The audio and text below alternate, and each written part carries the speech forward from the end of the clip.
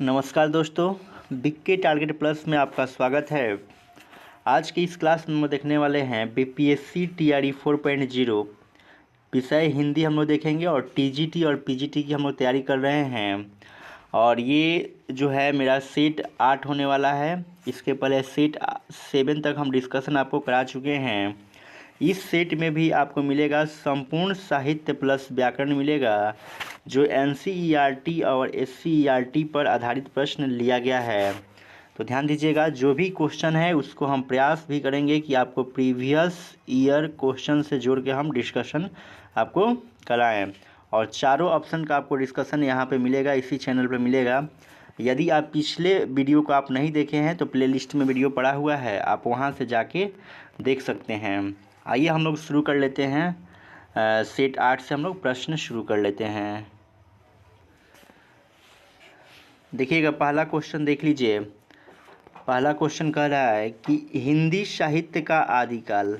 हिंदी का एक इतिहास ग्रंथ है, इस ग्रंथ के रचनाकार का नाम है। ध्यान दीजिएगा, आपसे पूछा जा रहा है कि हिंदी साहित्य का आदिकाल ये जो है किसका ग्रंथ है, उसके रचनाकार का आपको नाम बताना है। तो ध्यान रखिएगा, ये ग्रंथ जो है आपका जो है हजारी प्रसाद द्विवेदी जी का है। तो ऑप्शन नंबर सी क्या हो जाएगा, राइट आंसर हो जाएगा। अब ध्यान दीजिएगा, रामचंद्र शुक्ल जो है इनका एक ग्रंथ बहुत फेमस है, जो 1929 ईस्वी में इनका ग्रंथ आता है। इनका ग्रंथ है हिंदी साहित्य का इतिहास। कहे कि हिंदी साहित्य का इतिहास किसका ग्रंथ है, तो रामचंद्र शुक्ल का ग्रंथ हो जाएगा। नलिन बिलोचन शर्मा के बारे में आप याद रखिएगा, इनका ग्रंथ जो है हिंदी साहित्य का इतिहास दर्शन। कहे कि हिंदी साहित्य का इतिहास दर्शन किसने लिखा हुआ है, तो नलिन बिलोचन शर्मा के द्वारा लिखा गया है। तो इस चीज़ को आप ध्यान रखेंगे। और इनका एक कहानी बहुत ही फेमस है नलिन बिलोचन शर्मा का, 20 का दांत। कहे कि 20 का दांत किसका कहानी है, तो नलिन बिलोचन शर्मा का है। अब देखिएगा, रामविलास शर्मा के बारे में आप क्या याद रख सकते हैं। रामविलास शर्मा जो हैं इनका एक निबंध बहुत फेमस है, उस निबंध का नाम है परंपरा का मूल्यांकन। परंपरा का मूल्यांकन किसका निबंध है, तो रामविलास शर्मा का निबंध है। आई होप आप समझ गए होंगे। चलिए हम लोग दूसरा क्वेश्चन हम लोग देख लेते हैं। दूसरा क्वेश्चन देखिएगा, कह रहा है कि हिंदी साहित्य का अतीत, हिंदी साहित्य का अतीत के लेखक हैं।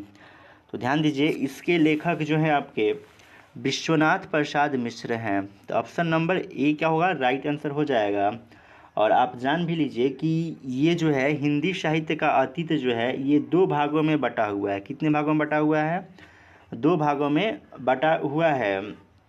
अब गणपति चंद्र गुप्त से आप याद रखिएगा, इनका ग्रंथ का नाम बहुत फेमस है, हिंदी साहित्य का वैज्ञानिक इतिहास। कहे कि हिंदी साहित्य का वैज्ञानिक इतिहास किसका ग्रंथ है, तो गणपति चंद्र गुप्त का क्या है, ग्रंथ है। अब देखिएगा, श्याम सुंदर दास का ग्रंथ देख लीजिए, इनका भी फेमस ग्रंथ है हिंदी भाषा का विकास। कहे कि हिंदी भाषा का विकास किसका ग्रंथ है, तो श्याम सुंदर दास का है। अब देखिएगा, यहाँ पर जो है विश्वनाथ त्रिपाठी दिया हुआ है, तो ये भी एक ग्रंथ लिखे हुए हैं, हिंदी साहित्य का सरल इतिहास जो है विश्वनाथ त्रिपाठी का क्या है, प्रमुख ग्रंथ है। आई होप आप समझ गए होंगे। चलिए हम लोग अगला क्वेश्चन हम लोग देख लेते हैं। देखिएगा, क्वेश्चन नंबर 3 देख लीजिए। 3 कह रहा है कि निम्न में से कौन सी अमीर खुसरो की रचना नहीं है। अमीर खुसरो की रचना जो है कौन नहीं है, वही आपको जवाब देना है। तो ध्यान रखिएगा, ये पुरुष परीक्षा जो है अमीर खुसरो की नहीं है।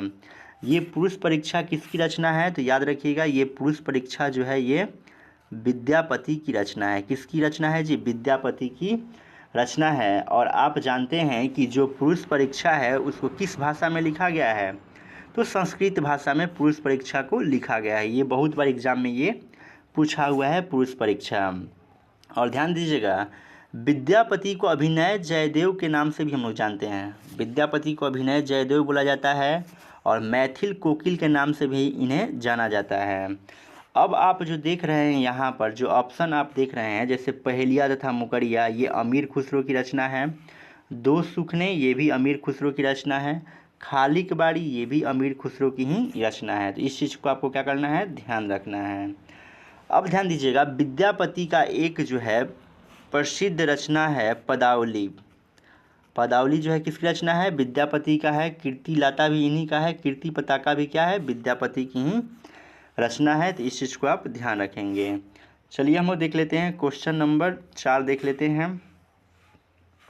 4 नंबर कह रहा है प्रबंध चिंतामणि के रचयिता का नाम है। प्रबंध चिंतामणि के रचयिता कौन है? तो ध्यान दीजिएगा, ये जो है मेरुतुंग है। ऑप्शन नंबर डी क्या हो जाएगा? राइट आंसर हो जाएगा। अब थोड़ा ध्यान देंगे आप लोग, जो ये रोड़ा कवि है, यहाँ से प्रश्न बनता है, रोड़ा कवि से प्रश्न बनता है। ये इनकी रचना जो है राउलवेल, कहे कि राउलवेल किसकी रचना है? तो रोड़ा कवि की रचना है। अगर आपसे कहता है कि चंदन बाला, कहता है कि चंदन बाला जो है किसकी रचना है? तो कवि आसगु की रचना है। चंदन बाला रास जो है किसकी रचना है? कवि आसगु की रचना है। तो इतना चीज़ आपको क्या करना है? ध्यान रखना है। अब देखिएगा, यहाँ पर आपसे अगर पूछ ले कि चिंतामणि, केवल पूछ ले कि चिंतामणि किसका निबंध है, तो याद रखिएगा ये रामचंद्र शुक्ल का क्या है जी? प्रसिद्ध निबंध है। तो इतना चीज़ याद रखेंगे।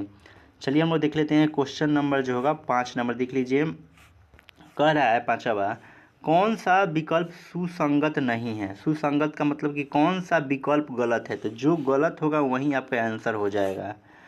तो यहाँ पर ध्यान दीजिएगा, आपका जो है कबीर परचई जो है अनंत दास की रचना है, बिल्कुल सही है। ज्ञान समुद्र जो है सुंदर दास की है, ये भी सही है। ज्ञान दीपक जो है दरिया साहब का है, ये भी सही है। लेकिन आप ध्यान दीजिएगा, जो ज्ञान बोध है ये रामानंद का रचना नहीं है। तो ऑप्शन नंबर क्या हो जाएगा? डी हो जाएगा। ऑप्शन नंबर डी हो जाएगा। अगर कहे कि ये ज्ञान बोध जो है किसकी रचना है, तो याद रखिएगा ज्ञान बोध जो है मलुक दास की रचना है। किसकी रचना है जी? मलुक दास की रचना है। और मलुक दास की एक और रचना याद आ रहा है हमें, ज्ञान लीला। ज्ञान लीला भी किसका है? मलुक दास का ही रचना है। और आपसे कहे कि ज्ञान तिलक किसकी रचना है, तो मलुक दास की ही क्या है? रचना है। तो इतना चीज़ आप ध्यान रखते हैं, यहाँ से 1 नंबर क्या होगा? कंफर्म होगा, क्योंकि मलुक दास जो है हिंदी साहित्य में बहुत फेमस हैं। चलिए हम लोग आगे देख लेते हैं। 6 नंबर क्वेश्चन देखिएगा, कह रहा है कि विज्ञान गीता किसके द्वारा लिखी गई है? बहुत इजी प्रश्न आया हुआ है, कई सेट में आपको हम बता चुके हैं। ध्यान रखिएगा, ये विज्ञान गीता जो है केशव दास के द्वारा लिखा गया है। तो ऑप्शन नंबर सी राइट हो जाएगा। अब देखिएगा, केशव दास की कुछ हम लोग रचना देख लेते हैं। जैसे इनका जो है रचना जो है नख सीख है, बहुत फेमस है, नख सीख है। दूसरा इनका रचना है रसिक प्रिया है, कवि प्रिया है, इन्हीं की क्या है? रचना है। छंदमाल है, केशव दास का ही रचना है। जहांगीर जस चंद्रिका देख लीजिएगा, इन्हीं की रचना है। अब चलिएगा, जो पूछा जा सकता है एग्जाम में, नाभा दास से क्या पूछा जा सकता है? कहे कि भक्तमाल जो है किसकी रचना है? तो नाभा दास की है। अष्टयाम जो है किसकी रचना है? तो ये भी नाभा दास की रचना है। आप बताइए कि तुलसीदास की रचना कौन सा है? तो तुलसीदास की रचना जो होगा रामचरितमानस हो जाएगा, विनय पत्रिका हो जाएगा, आपका जानकी मंगल हो जाएगा, पार्वती मंगल हो जाएगा। तो ये सब तुलसीदास की रचना है। अब देखिएगा, थोड़ा सा मलुक दास यहाँ पर आए हुए हैं, तो हम आपको रिपीट करा देते हैं कि इनका रचना जो है क्या है जी? ज्ञान बोध है। ज्ञान बोध इन्हीं का है। ज्ञान तिलक किसकी रचना है? तो मलुक दास की क्या है? रचना है। तो इतना चीज़ आपको क्या करना है? ध्यान रखना है। इतना चीज़ ध्यान रखते हैं तो कहीं कभी भी दिक्कत नहीं होगा। एक चीज़ याद रखिएगा, नाभा दास जो हैं ये कैसे कवि हैं जी? तो राम भक्त कवि हैं। नाभा दास जो हैं राम भक्त कवि हैं, इस चीज़ को आप ध्यान रखिएगा। चलिए हम लोग देख लेते हैं, अगला प्रश्न देख लेते हैं। देखिएगा, क्वेश्चन नंबर देख लीजिए। क्वेश्चन नंबर हम लोग आ गए हैं 7 पर आ गए हैं। 7 नंबर कह रहा है कि मीराबाई की उपासना पद्धति थी। तो मीराबाई की जो उपासना पद्धति थी, यही क्वेश्चन तो पूछा हुआ था अभी STET 2025 में, यही क्वेश्चन हूबहू पूछा हुआ है कि मीराबाई की उपासना पद्धति क्या थी। तो इनका जो था माधुर्य भाव था। तो ऑप्शन नंबर क्या हो जाएगा? सी हो जाएगा। अगर आपसे कहता है कि तुलसीदास की उपासना पद्धति क्या थी, तो याद रखिएगा इनकी उपासना पद्धति थी दास्य भाव की थी। दास्य भाव की थी उपासना पद्धति। तो इस चीज़ को भी ध्यान रखेंगे, हो सकता है कि तुलसीदास वाला पूछ ले आपसे। तो चलिए हम लोग देख लेते हैं, अगला प्रश्न हम लोग देख लेते हैं। क्वेश्चन नंबर हम लोग देखेंगे 8 नंबर देख लीजिए। 8 कह रहा है निम्नलिखित में से कौन सा ग्रंथ केशव दास द्वारा रचित है? केशव दास का ग्रंथ बताना है। तो अभी हम आपको बताए थे कि विज्ञान गीता जो है क्या है, केशव दास की रचना है। तो ऑप्शन नंबर क्या हो जाएगा, ए हो जाएगा। 8 का क्या हो गया, ए हो गया। अब ध्यान दीजिएगा, अगर कहे केशव दास की रचना के बारे में कहे तो याद रखिएगा रसिक प्रिया इन्हीं का है, कवि प्रिया इन्हीं का है, रामचंद्रिका इन्हीं का है, ठीक है ना। जहांगीर जस चंद्रिका जो है केशव दास का ही रचना है। तो इतना चीज़ ध्यान रखिएगा। अब जो है ध्यान दीजिएगा, यहाँ पर दिया हुआ है बड़वे नायिका भेद, बहुत फेमस। ये जो है किसका है, रहीम दास का रचना है। किसका है, रहीम दास का रचना है। अब देखिएगा यहाँ पर एक रचना दिख रहा है, कवि कुल कल्पतरु। ये आएगा तो दिमाग आपका खराब कर देगा। ये जो है चिंतामणि त्रिपाठी की क्या है, रचना है। तो इस चीज़ को भी आप ध्यान रखेंगे। चलिए हम लोग अगला प्रश्न देख लेते हैं, क्वेश्चन नंबर 9 देख लेते हैं। 9 नंबर कह रहा है कि महाराज जसवंत सिंह ने भाषा भूषण की रचना किस ग्रंथ के आधार पर की है। फिर से देख लीजिए, महाराज जसवंत सिंह ने भाषा भूषण की रचना किस ग्रंथ के आधार पर की है। तो ध्यान दीजिएगा, ये चंद्रालोक ग्रंथ के आधार पर ये भाषा भूषण की रचना किए हैं। तो ऑप्शन नंबर क्या हो जाएगा आपका, ए हो जाएगा। 9 का क्या हो गया, ऑप्शन नंबर ए हो गया।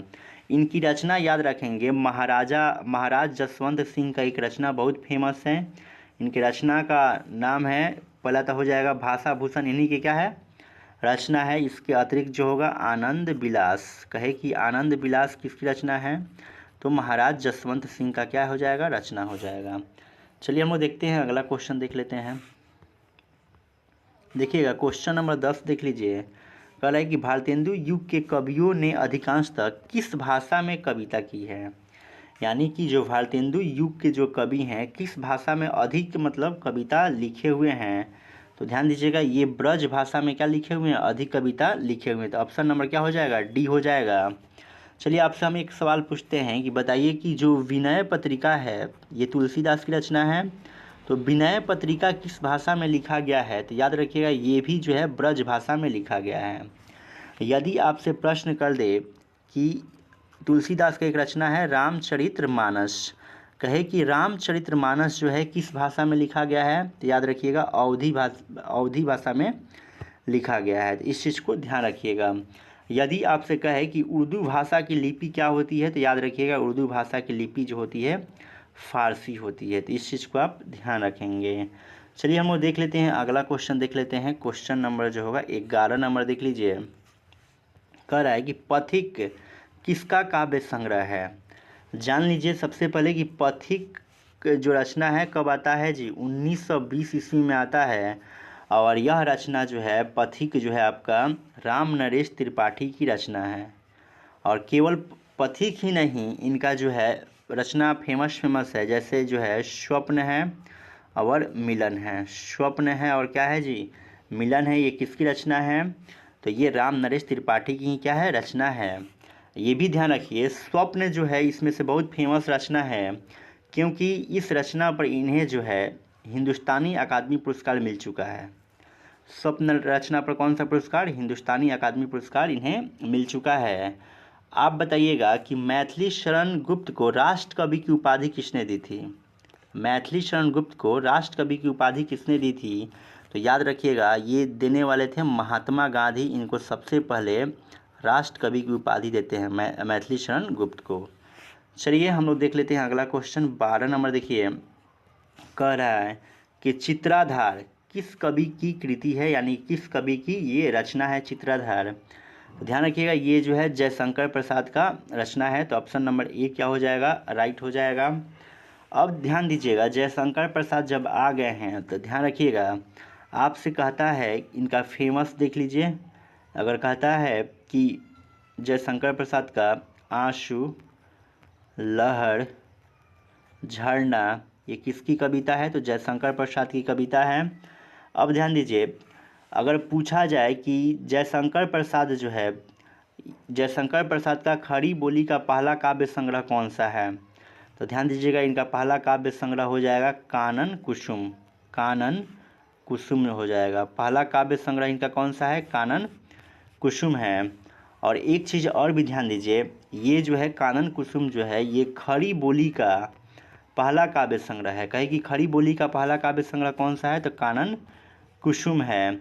और अंतिम रचना पूछे जयशंकर प्रसाद का कि अंतिम रचना क्या है, तो याद रखिएगा इनकी अंतिम रचना जो है कामायनी है। तो इस चीज़ को आप ध्यान रखेंगे।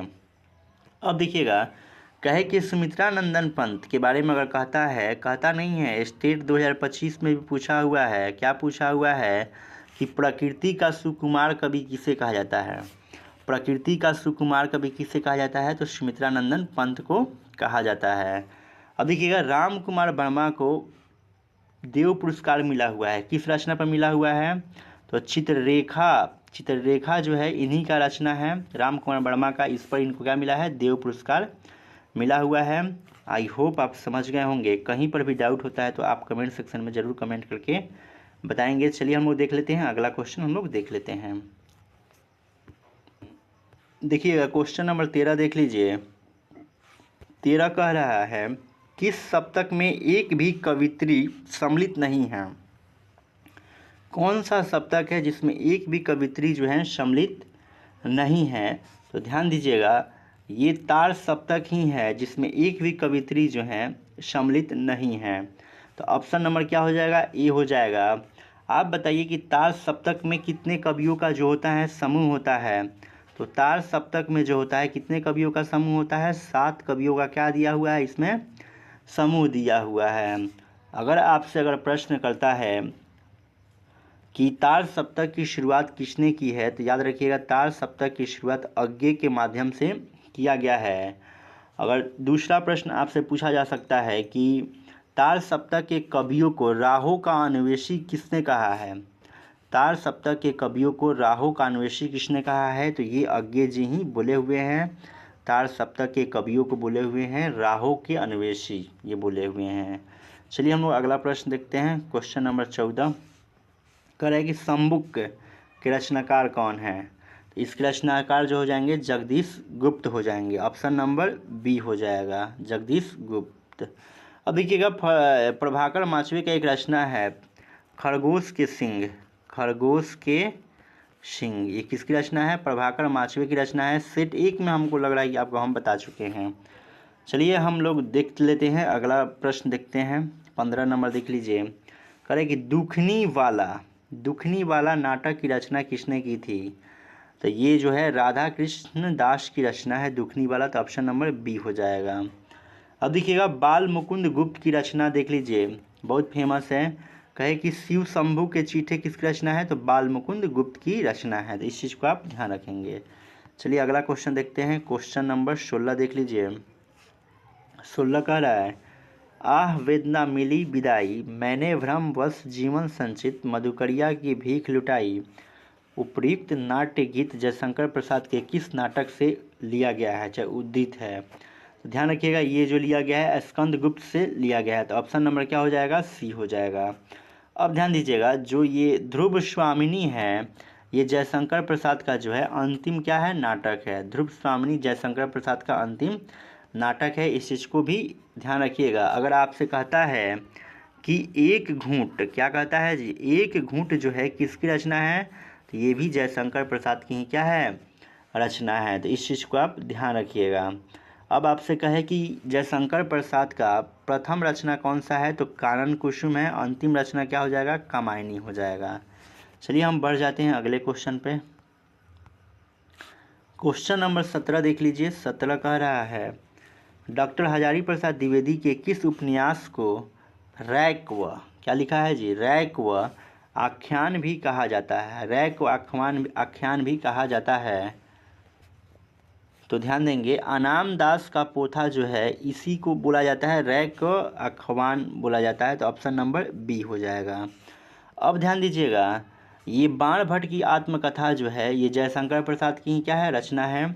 चारू चंद्र लेख जो है जयशंकर प्रसाद की हैं। पुनर्नवा भी क्या है, जयशंकर प्रसाद की ही रचना, जयशंकर प्रसाद की नहीं भाई, ये जो है हजारी प्रसाद द्विवेदी की रचना है। ये तीनों रचना देख रहे हैं, चारों रचना, पुनर्नवा है, चारू चंद्र लेख है, बाण भट्ट की आत्मकथा है, अनाम दास का पोथा है, किसका है, हजारी प्रसाद द्विवेदी का है। अब आप ध्यान रखिएगा, अगर आपसे कहे कि हजारी प्रसाद द्विवेदी को किस रचना पर साहित्य अकादमी पुरस्कार मिला है, तो याद रखिएगा इनका एक रचना है आलोक पर्व, इसी रचना पर इनको क्या मिला है, साहित्य अकादमी पुरस्कार मिला हुआ है। चलिए हम वो देख लेते हैं, अगला क्वेश्चन देख लेते हैं। 18 नंबर देख लीजिए, कह रहा है कि सूरदास प्रेमचंद्र के किस उपन्यास का प्रमुख पात्र है। सूरदास जो हैं प्रेमचंद्र के किस उपन्यास के प्रमुख पात्र हैं। तो ध्यान दीजिएगा, ये जो है पात्र बनते हैं रंगभूमि में पात्र बनते हैं, तो ऑप्शन नंबर क्या हो जाएगा, डी हो जाएगा। अब आप थोड़ा सा ध्यान दीजिएगा, ये जो है कर्म भूमि जो है किसका है, प्रेमचंद्र का है। सेवा सदन भी किसका है, प्रेमचंद्र का है। प्रेमा आश्रय किसका है, प्रेमचंद्र का है। यदि आपसे पूछा जाए कि आप बताइए कि प्रेमचंद्र का पूर्ण उपन्यास कौन सा है, तो इनका पूर्ण उपन्यास जो है गोदान है, जो 1936 में लिखा जाता है। इनका पूछा जाए कि अधूरा उपन्यास कौन सा है, तो याद रखिएगा मंगलसूत्र जो है इनका अधूरा उपन्यास है। इस चीज़ को ध्यान रखिएगा।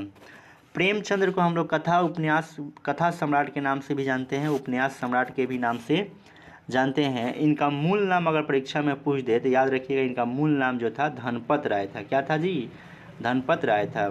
आई होप आप समझ चुके होंगे। चलिए हम लोग अगले क्वेश्चन की तरफ बढ़ जाते हैं। देखिएगा क्वेश्चन नंबर 19 नंबर देख लीजिए। 19 नंबर कह रहा है कि टेढ़े मेढ़े रास्ते के लेखक हैं। तो ध्यान रखिएगा, इसके लेखक जो हैं भगवती चरण वर्मा है। तो ऑप्शन नंबर क्या हो जाएगा, बी राइट आंसर हो जाएगा। अब देखिएगा वृंदावन लाल की वर्मा की रचना जो है, कई बार आपको हम बताए हैं मृगनयनी किसकी रचना है, तो वृंदावन लाल वर्मा की क्या है, रचना है। इसके अतिरिक्त आप जो हैं क्या याद रख सकते हैं, इसमें आपसे कहे कि भूले बिसरे चित्र, ये देखिएगा भूले बिसरे चित्र जो है ये किसकी रचना है, तो ये याद रखिएगा कई बार पूछा गया है, ये भगवती चरण वर्मा की क्या है, रचना है। आई होप आप समझ गए होंगे। चलिए अगला क्वेश्चन हम लोग देखते हैं। देखिए क्वेश्चन नंबर 20 देख लीजिए। 20 नंबर कह रहा है शेखर जोशी ने अपने लेख गलत लोहा में किस सामाजिक मुद्दों का वर्णन किया है। तो ध्यान दीजिएगा, ये गलत लोहा में जो है जातीय विभाजन जो है सामाजिक मुद्दा बनता है। तो आपका ऑप्शन नंबर डी हो जाएगा। शेखर जोशी का एक लेख याद रखिएगा, इनका लेख क्या है, गलत लोहा है। इस चीज़ को आप ध्यान रखिएगा। चलिए अगला क्वेश्चन हम देखते हैं। 21 नंबर देख लेते हैं। 21 देखिएगा, कह रहा है कि आगे की शरणदाता कहानी में किसका वर्णन किया गया है। तो ध्यान रखिएगा, शरणदाता कहानी में जो है इसमें जो वर्णन किया गया है विरोधी कहानी का वर्णन किया गया है, सांप्रदायिकता विरोधी कहानी का वर्णन है। तो ऑप्शन नंबर ए हो जाएगा। आप ध्यान दीजिएगा, अज्ञे जी को साहित्य अकादमी पुरस्कार भी मिला है और ज्ञानपीठ पुरस्कार भी मिला हुआ है। तो ध्यान रखिएगा, आंगन के पार द्वार क्या है, आंगन के पार द्वार रचना पर इन्हें क्या मिला है, साहित्य अकादमी पुरस्कार मिला है। और कितनी नावों में कितनी बार पर इनको मिला है, ज्ञानपीठ पुरस्कार इनको मिला हुआ है। तो आप समझ चुके अभी कि आंगन के पार द्वार पर क्या मिला, साहित्य अकादमी पुरस्कार मिला। कितनी नावों में कितनी बार रचना के लिए इन्हें क्या मिला, ज्ञानपीठ पुरस्कार मिला। कहे कि आपका भग्न दूत जो है किसकी रचना है, तो ये अज्ञे जी की ही रचना है। इस चीज़ को आप ध्यान रखिएगा। अब ध्यान दीजिए, इनका पूरा नाम अगर पूछा जाए कि अज्ञे जी का पूरा नाम क्या होता है, तो याद रखिएगा सच्चिदानंद हीरानंद वात्स्यायन अज्ञे होता है इनका पूरा नाम। चलिए अगला क्वेश्चन हम लोग देख लेते हैं। क्वेश्चन नंबर 22 नंबर देख लीजिए। 22 कह रहा है कि निम्नलिखित में से किस कहानी के लेखक प्रेमचंद्र जी नहीं हैं। प्रेमचंद्र जी किस कहानी के लेखक नहीं हैं, तो ध्यान दीजिएगा, छोटा जादूगर जो है प्रेमचंद्र की कहानी नहीं है। तो ऑप्शन नंबर क्या हो जाएगा, डी हो जाएगा। ये किसकी कहानी है छोटा जादूगर, तो ये जो है जयशंकर प्रसाद की क्या है, कहानी है। याद रखिएगा, छोटा जादूगर जो है जयशंकर प्रसाद की कहानी है।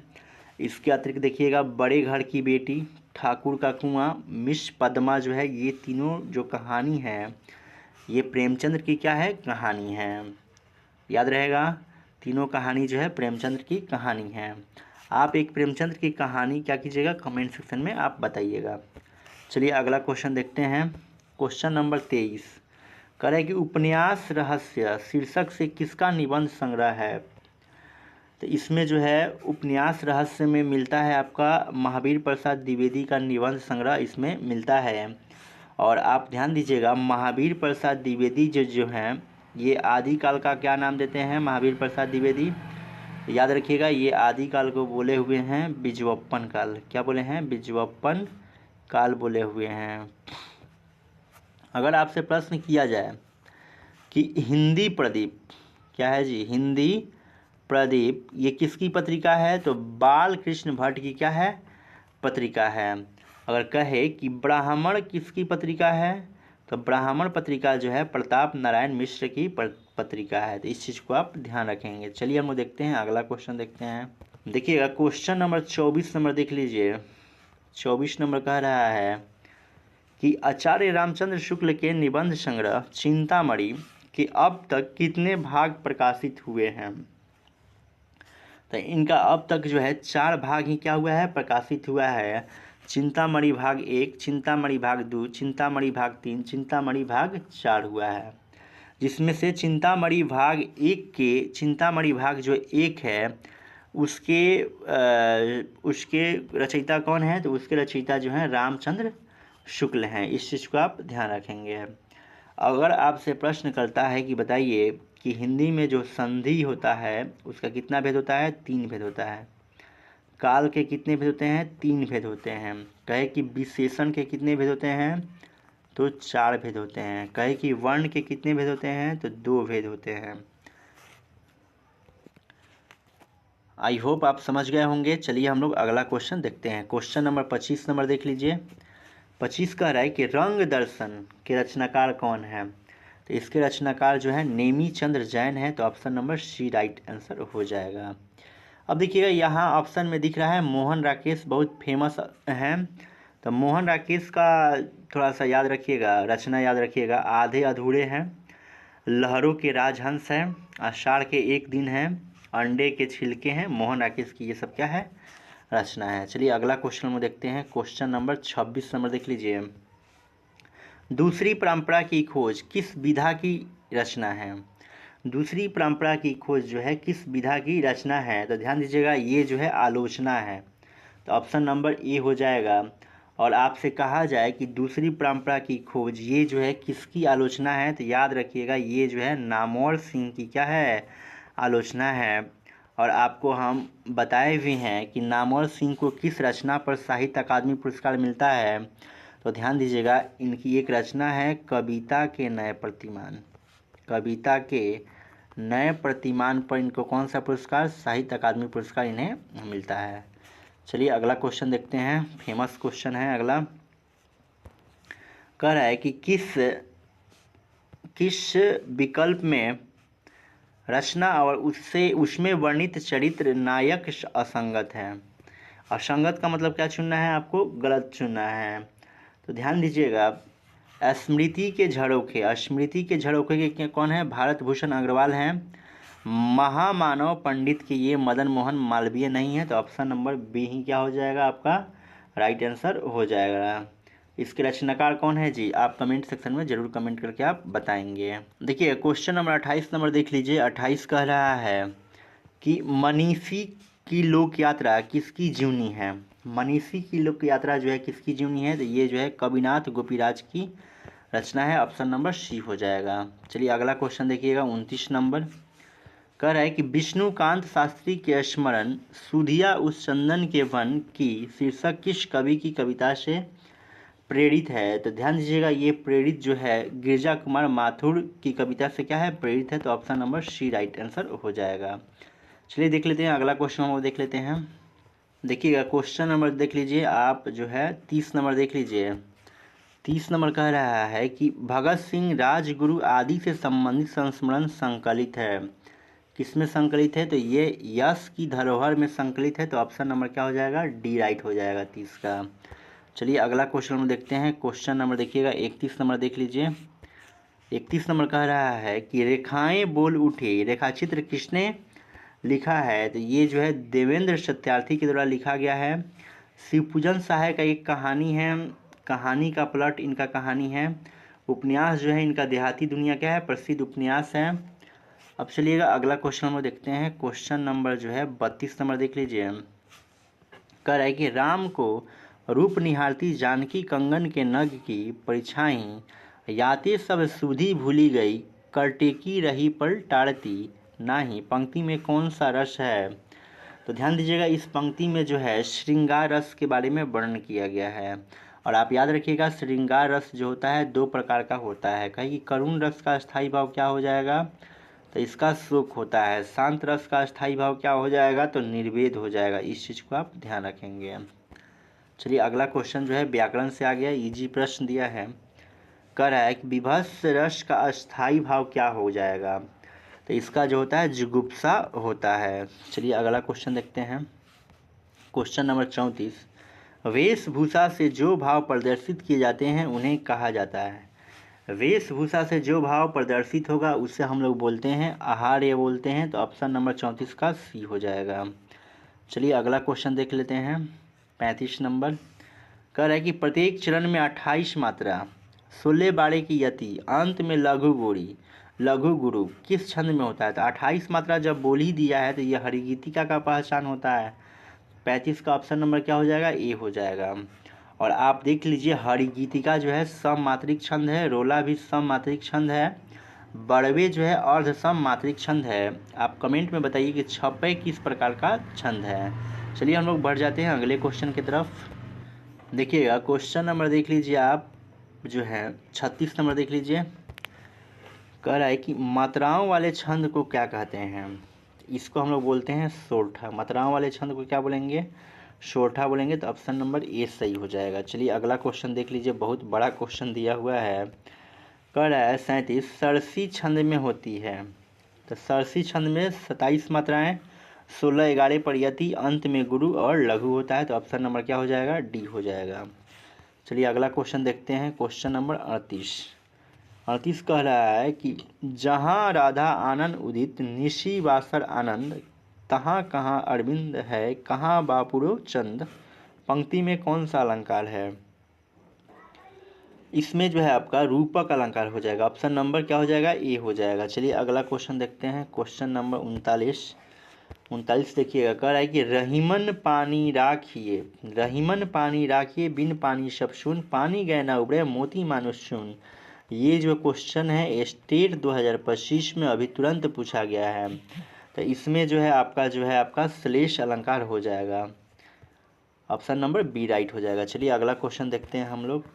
देखिएगा क्वेश्चन नंबर 40।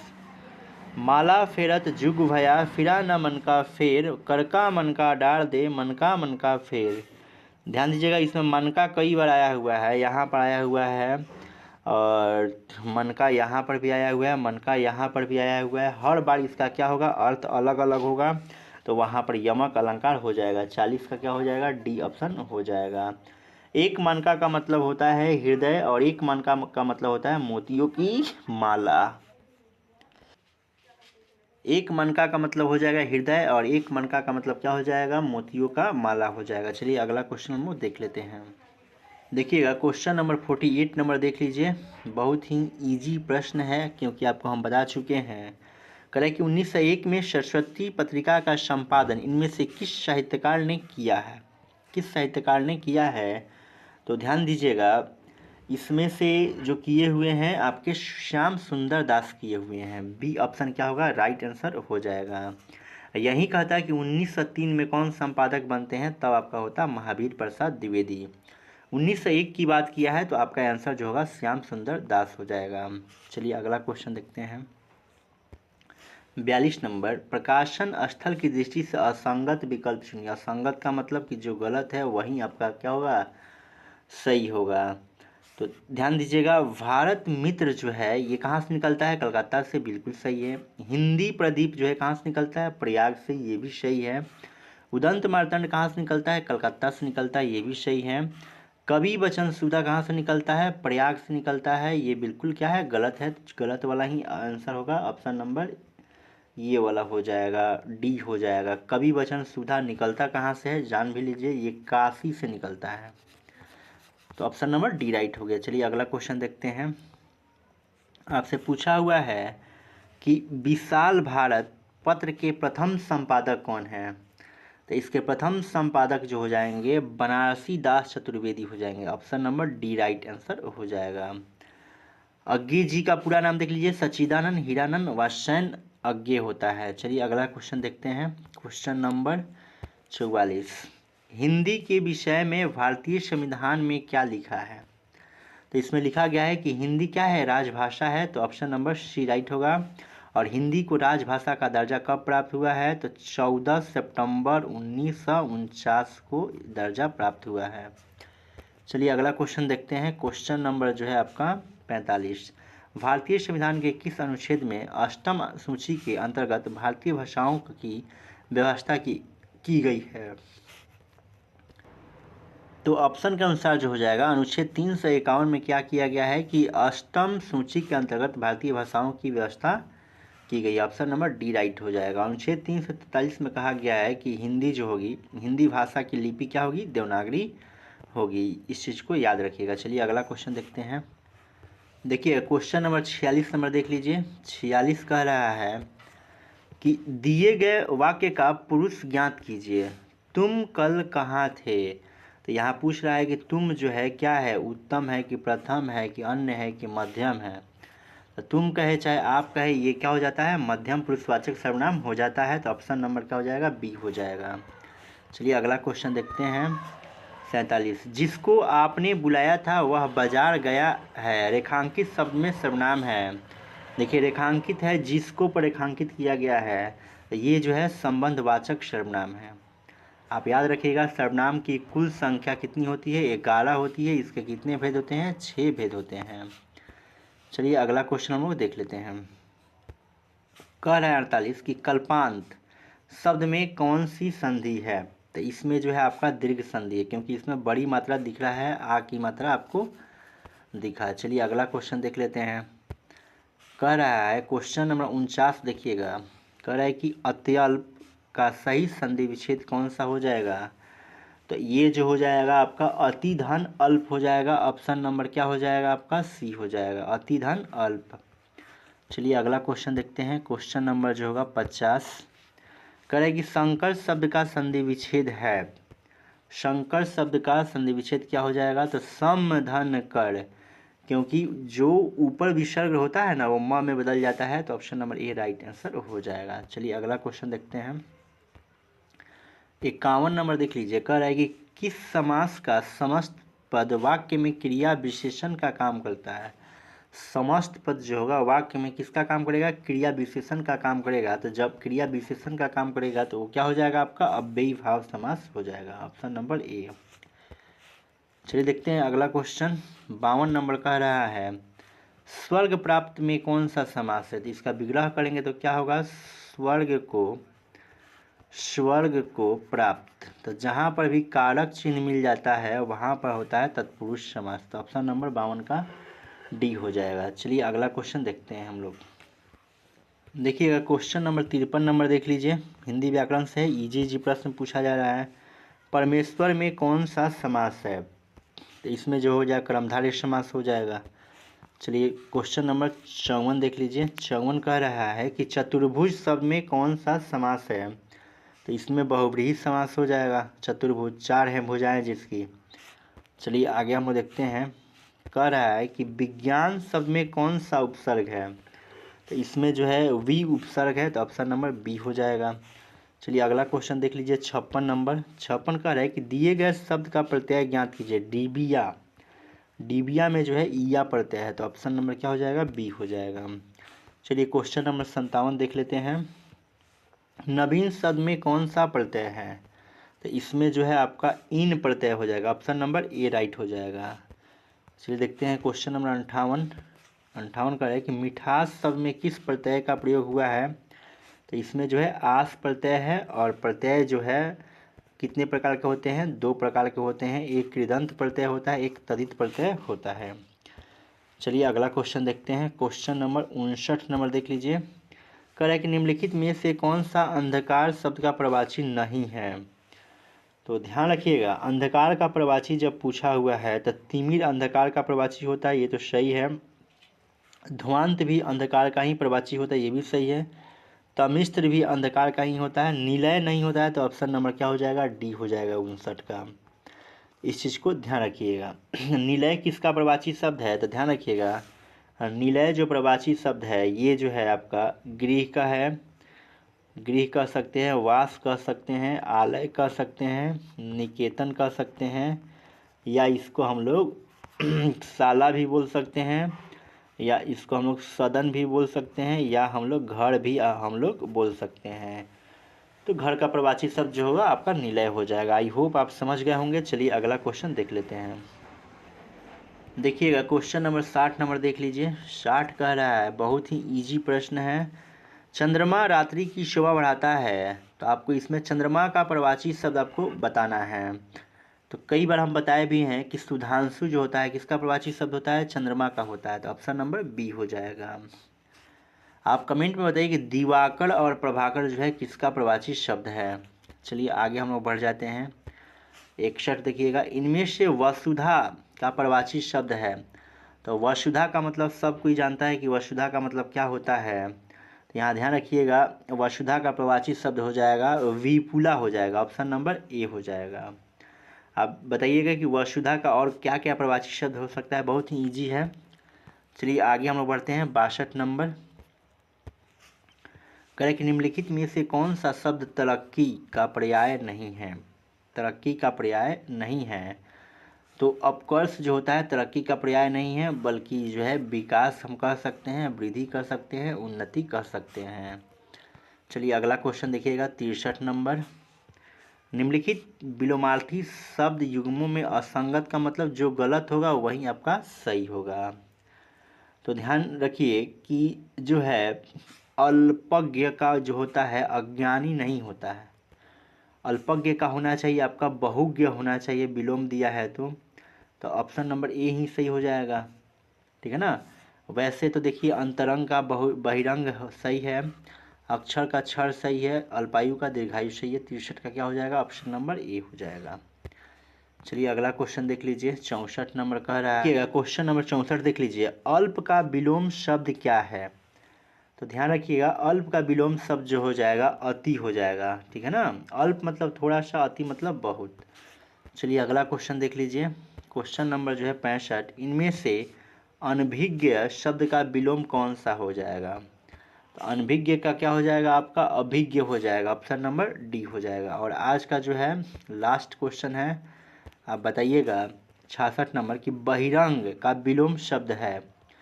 बहिरंग का विलोम शब्द क्या हो जाएगा, अंतरंग हो जाएगा। ऑप्शन नंबर बी हो जाएगा। आई होप आप समझ गए होंगे। तो आज के लिए इतना ही। आप कमेंट सेक्शन में ज़रूर कमेंट करके बताइए कि आपको ये वीडियो कैसा लगा। अगर अच्छा लगा होगा तो इसे अपने दोस्तों के पास ज़्यादा से ज़्यादा शेयर कीजिए ताकि उन्हें भी इस वीडियो का लाभ मिल सके। चलिए मिलते हैं नेक्स्ट वीडियो में, तब तक के लिए धन्यवाद।